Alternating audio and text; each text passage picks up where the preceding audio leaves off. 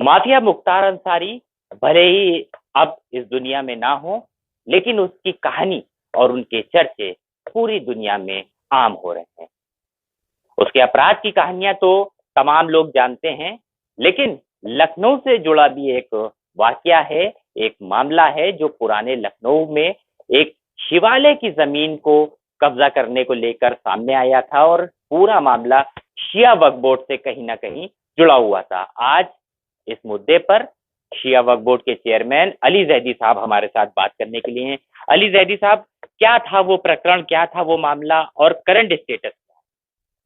देखिए, बोर्ड में काफी सालों से जो है एक सादतगंज थाना लखनऊ में जो है उसमें एक वफ है बहुत पुराना, मीर वाजिद अली।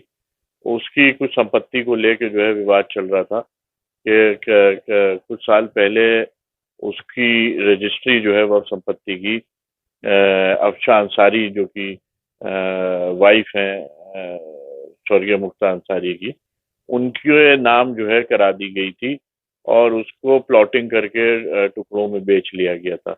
तो पूर्व में जो बोर्ड था उसकी संलिप्तता उसमें थी बाकायदा।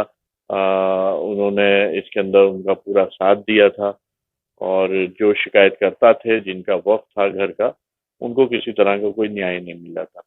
जब हमारा बोर्ड बना 2021 नवंबर में, और फिर जब हमारे पास इसकी शिकायत आई तो हमने अभिलेखों की बाकायदा जांच करके, पड़ताल करके, शिकायत के आधार पे इसका निस्तारण किया और इसके अंदर जो अफशा अंसारी हैं उनको सेक्शन 51 ऑफ वक्फ एक्ट में एलियनेशन ऑफ वक्फ प्रॉपर्टी पे नोटिस जारी किया, जो कि क्योंकि वो अपने पते पे है नहीं, तो सर्विस नहीं हो पाई। हमने अपने विभाग से उसको किसी तरह उनको सर्विस कराने या फिर प्रकाशित कराने के लिए अखबार में कहा।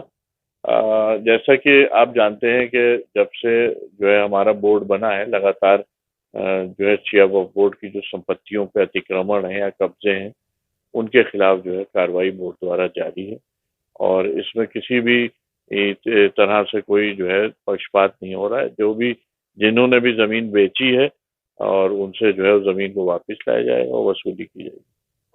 जमीन को वापस लाया जाएगा, लेकिन मौजूदा स्थिति क्या है, वो जो पूरी अफशा अंसारी के द्वारा कब्जा कराया गया, और क्या आपको लगता है कि अफशा अंसारी वो शख्स हो सकती हैं, या सीधे तौर पे इसको मुख्तार अंसारी से जोड़ के देखा? जाहिर सी बात है कि उनके लोग वहाँ पे उस टाइम पे भी एक्टिव थे, उस वक्त भी, उस समय पे भी। जो मुतवल्ली आज हैं, जो हटा दिए गए थे उनका साथ ना देने के चलते, उन्होंने शिकायत की थी। हम लोग भी क्योंकि वफ एक्टिविस्ट रहे हैं, हम भी उसमें शामिल थे और मुझे याद है कि उनके लोग बैठ के बाकायदा वहाँ प्लॉटिंग कराते थे और भी वहाँ के स्थानीय जो छोटे मोटे बदमाश थे उनको साथ में लेके वहाँ पे बाकायदा दबंगाई से सरकार के संरक्षण में पूर्व सरकार की प्लॉटिंग कराई जा रही। तो पूर्व सरकार का मतलब आपका है कि अखिलेश सरकार में ये सब हुआ? जी जी, बेशक। एक शिवालय की जमीन का भी कुछ जिक्र है।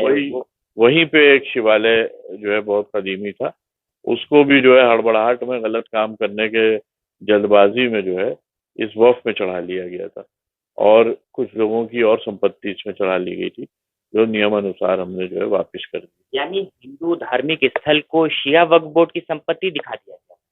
जी। और क्या लगता है कौन लोग इसमें पूरी मिली भगत में शामिल?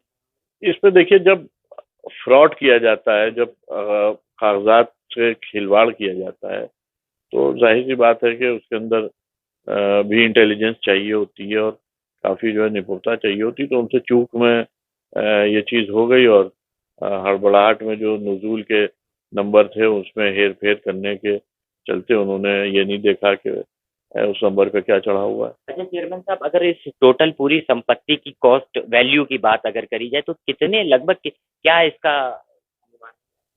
देखिए, वो संपत्ति का तो क्योंकि ना बेची जा सकती है ना खरीदी जा सकती है, अनुमान लगाने के मैं जो है बहुत खिलाफ रहता हूँ। लेकिन अगर आप प्रैक्टिकली और मार्केट वैल्यू के हिसाब से देखिए तो मेरे ख्याल में कि आज जिस तरह से उन्होंने प्लॉटिंग करके बेची हो, क्योंकि वो एक जो है वफ की संपत्ति बेच रहे थे तो सस्ते में बाकायदा जल्दी जल्दी बेच के चले गए, जिससे वफ को जो है काफ़ी नुकसान हुआ।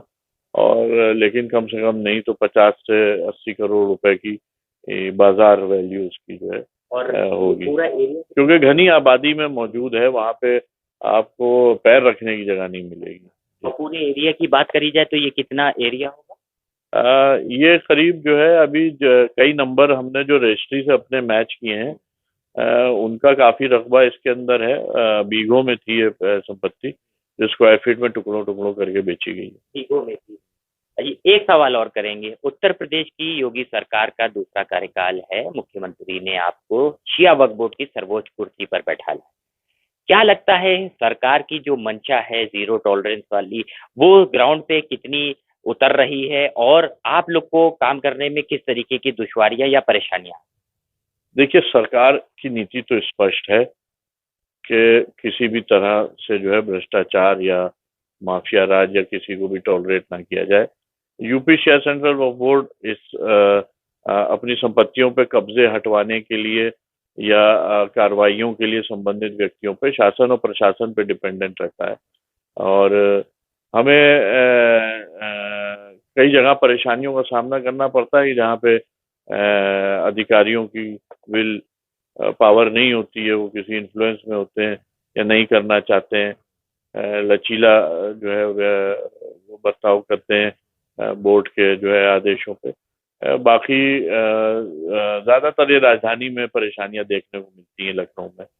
और बाकी बाकी जिलों में ज्यादातर जहाँ पे भी कार्रवाइयाँ हमारे द्वारा लिखी गई और उनको सुनिश्चित कराया गया, चाहे वो जो है वो पश्चिमी उत्तर प्रदेश हो चाहे पूर्वी हो, और लखनऊ से राजधानी में ज्यादा परेशानियां आती हैं। यानी कुल मिला के ये कहा जा सकता है, माफिया हो चाहे कोई, योगी सरकार का जो डंडा है वो उनके खिलाफ लगातार चलता रहेगा और अवैध संपत्तियों के जो कब्जे हैं उनको खाली कराएगा।